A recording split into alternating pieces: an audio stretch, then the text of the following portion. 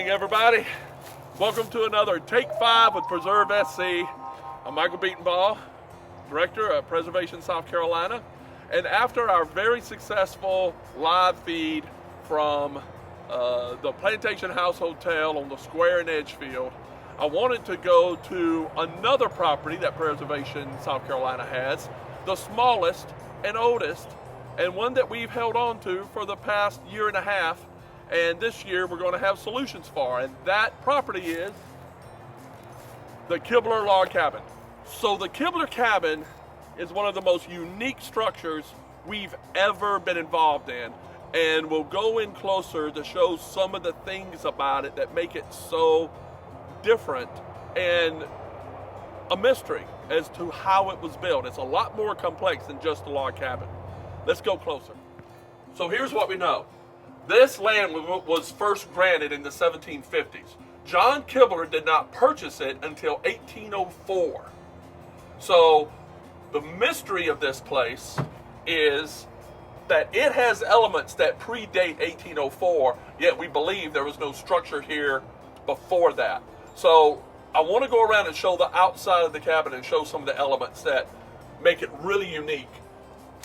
All these boards, strap hinges. These windows here are not the original windows, they were replaced, but the original windows looked something like this. But all these shutters and everything indicate 1804 or earlier, and they all have hand-wrought nails. Here's the thing that makes it so confusing. Notice the framework, all this is framed, yet it is supporting logs above on the second floor. So here we are on the end of the house. The chimney was on the other side, but this really shows the framing that is so unusual in that here's the framing. This clapboard I left on, it has beadboard with the old nails, but then look how the framing holds up this log cabin. Now many people would look at that and say, oh, well, they took out the logs. But the fact of the matter is, it appears this framing was all done at the same time that log part at the top was done. So the big question is, why did they put framing underneath and put logs on top? But let's go to the other side and you'll see how it's different. So here's the other side of the cabin. And note over here, it's logs on the full 2 stories. Here's another thing we see over here. This is a fireplace, the opening for a fireplace, and when we go inside, we'll see there was a mantle here. But look at where there was framing. All of this was original framing for an old hearth cooking, when it was just a cabin, and this was for hearth cooking here. Huge walk-in firebox. Notice these logs are different than the logs up there. These are round saddle notch, very fat and round, but up above, they're very narrow, sharp. So my personal theory is, taking into account that John Kibler purchased this in 1804, there were elements of this cabin that predate 1804, I believe, and there are also evidence to believe that there was nothing on this property when he got it in 1804. My theory is that John Kibler salvaged another cabin somewhere else. Was it his grandfather's? His grandfather was an immigrant in the 1750s. Was it his father's? That's something we'll never know. But I believe this cabin he salvaged and moved here. But then there's still questions that we have to deal with in other areas. Let's go inside. All right, so here we are inside the cabin, and it's a typical cabin that was built around 1804, the way the layout is, with a large room and a small room with a tight stair going up to a loft. Well, let me show you around and get to the firebox. All this woodwork, all of this appear to date to pre-1804, if not right at that time period. And all the trim is here, But then look at this, where this off color is. This has never been painted like it was here. And at this location, you can see the shelf marks where it used to be a corner cupboard. Now, the good news is, thanks to the work of Dr. Jim Kibler, who saved this corner cupboard, we have the original corner cupboard that came from inside this house. And it will be replaced back once the house is restored. But that corner cupboard was here, and this is where the size of the original firebox, the hearth chimney, where they would go in and cook when it was a little log cabin. This mantle, we believe, dates to the 1830s. Our theory is it was in the 1830s when that old firebox was taken out, the old chimney was taken out, this was put in, and this mantle was put in, and this was just a regular fireplace to heat the place. It wasn't used to cook off of necessarily, which means they have more wealth in the family. They probably had a separate building set up as a kitchen, and this was used more as a formal parlor. So then as we go around, there are signs that there was also shelving over here. Not sure it was the same type of corner cupboard or not, but there was some shelving here. This plywood is covering up where termites had destroyed some of this area, so this was why this is here. This frame is a door. However, this door was put in after the 1900s and the early 20th century by the African American tenants who lived in it later. This was originally a window in the cabin. And there are logs on the other side here going all the way to here, logs. But then there are no logs here. This is part of the framing that holds up the second floor where the log cabin is. And what's unusual, when we took off, all these boards here were destroyed by termites. And when we took it off, we had the forensics team from Roots and Recall with us. Inside the wall that had not been opened since 1804, we found this wonderful tool that was stuck inside a hole inside this beam.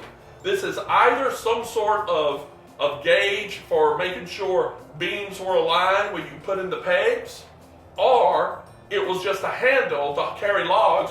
You stick it in a hole in the log and you carry it.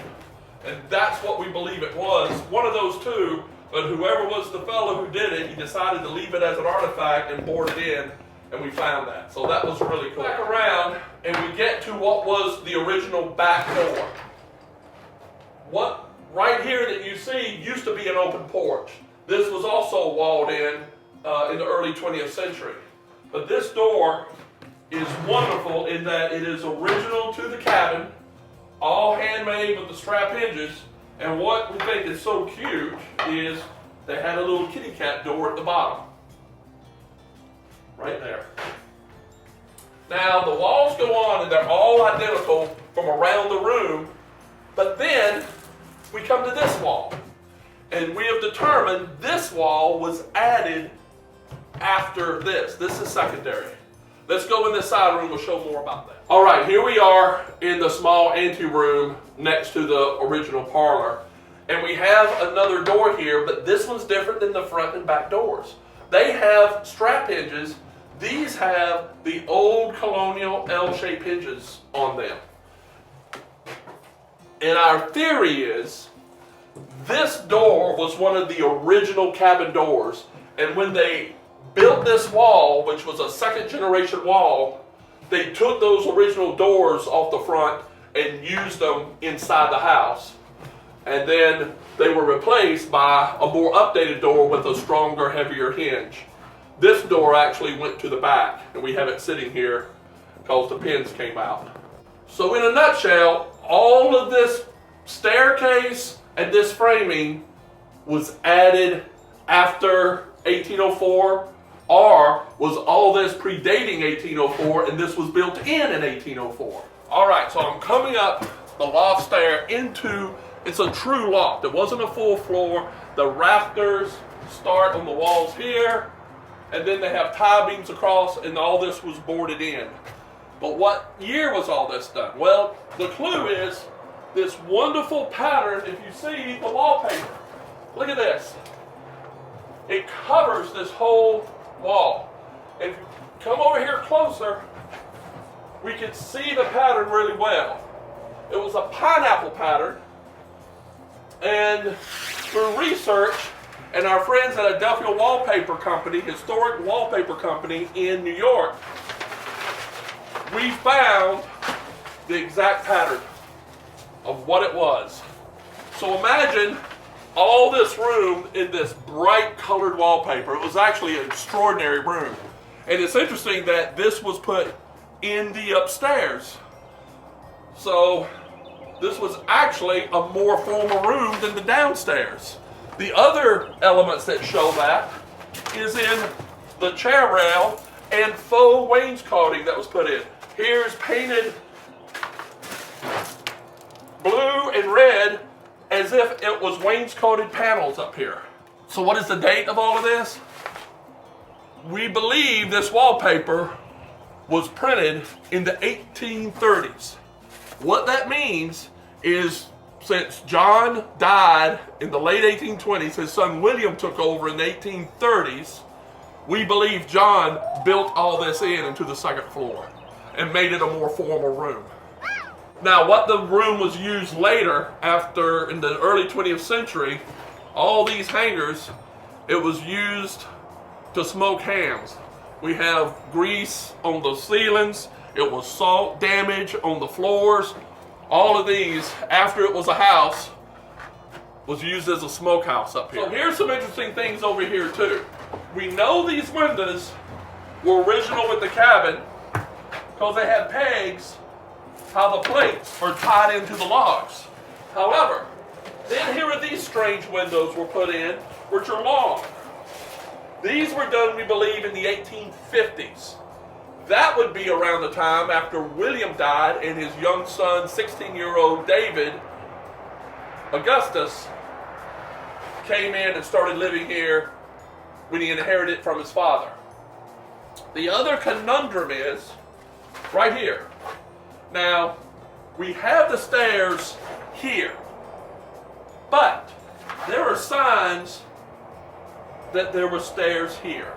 You can see in the boards where they filled in the old stairwell. But downstairs, there is no sign or evidence that there was a stairwell coming in, which would mean this predates the vertical boards downstairs. It's really exciting to be able to unpeel the layers of these places that become neglected and seemingly forgotten. Places like this have amazing stories to tell. They don't have to be log cabins for that to happen. This place has a complex history all the way from when John Kibler built it, ended up with 400 acres and 11 slaves, to his grandson, 16-year-old David Kibler, who before he was 18 years old had inherited the house and then immediately went off to the Confederacy, and they lost everything. The enslaved people on the plantation won their freedom, and those descendants lived in this house in the 1950s and 60s. The Counts, Miss Jacora Counts, lived here. And it was Miss Jacora's great-granddaughter that we purchased the actual cabin from. The trailers and houses that are surrounding the place are all descendants of Miss Jacora Counts. When the family who owned all this property descended from John Kibler, sold off these lots to the descendants of the black tenant farmers who worked this land. The house is only on 0.2 acres, and unfortunately we have to move it. We appreciate the financial support of Marshall Kibler's family, direct descendants from John Kibler, who helped us step in and purchase it, as well as other donors who have helped carry the cost of maintaining this place until we move it. But this is the year we're going to move it. Thank you for taking the time of our little tour of David Kibler's place. Please read the comments below. We will have a way to sign on to Five for the Future to help support our efforts on doing this property, on saving this property. So until next time, place, purpose, preservation. Take care.